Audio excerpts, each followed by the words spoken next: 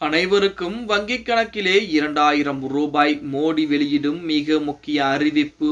நண்பர்களே, நம்ம போடக்கூடிய வீடியோக்கள் உங்களுக்கு பிடிச்சிருக்கு அப்படின்னா மறக்காம நம்ம சேனலை சப்ஸ்கிரைப் பண்ணிக்கங்க.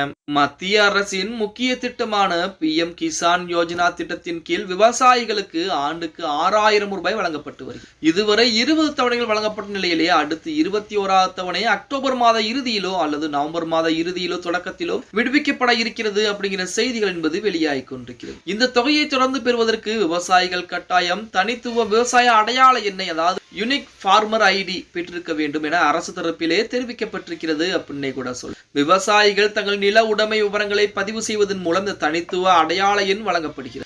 வருங்காலங்களில் வேளாண்மை, தோட்டக்கலை மற்றும் வேளாண் விற்பனை துறைகள் மூலம் செயல்படுத்தப்படும் அனைத்து மானிய திட்டங்களுக்கும் இந்த அடையாள எண்ணையே அடிப்படையாக ஆவணமாக இருக்கும் அப்படின்னு சொல்றாங்க.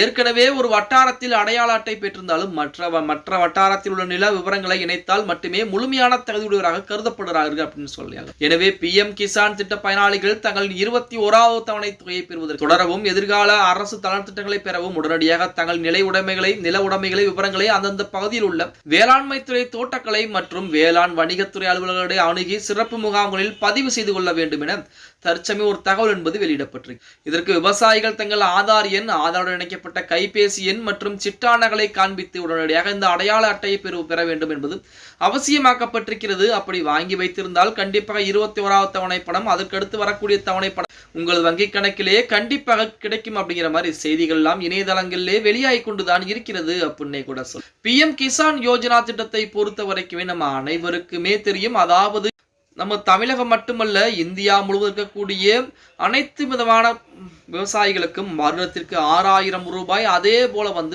4 மாதங்களுக்கு ஒரு முறை 2000 ரூபாய் என தற்சமயம் வரைக்குமே பார்த்தீங்க அப்படின்னா மக்களுக்கு, விவசாயிகளுக்கு மத்திய அரசு கொடுத்துக்கிட்டு வர்றாங்க.